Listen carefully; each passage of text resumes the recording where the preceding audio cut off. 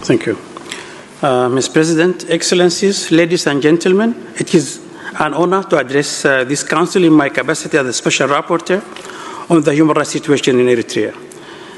The 62nd session marks my final presentation to the Human Rights Council before handing over the mandate to my successor. Regrettably, after 6 years, the core human rights issues that prompted this mandate still remain mostly unresolved. During my tenure, the situation has continued to deteriorate, remains dire and critical, and is largely marked by ongoing, systematic, and widespread human rights violations.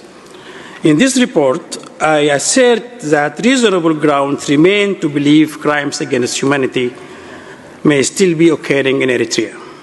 The ongoing, systematic, and widespread disappearance and prolonged incommunicado detention without charge or trial, torture, and the persecution of political opponents, journalists, and members of religious communities remain central features of governance in Eritrea. Furthermore, the persistent and intentional use of these heinous practices, coupled with a systematic refusal to acknowledge the fate or whereabouts of detainees and missing persons, strongly indicates that these practices are not isolated incidents. Rather, they constitute a broader state-sponsored policy of repression and coercion.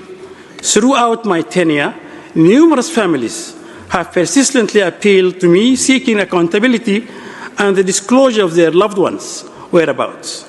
Excellencies, for this enhanced interactive dialogue, to yield meaning dialogue, I must use this platform to pose a direct and fundamental question to the representatives of the Eritrean government.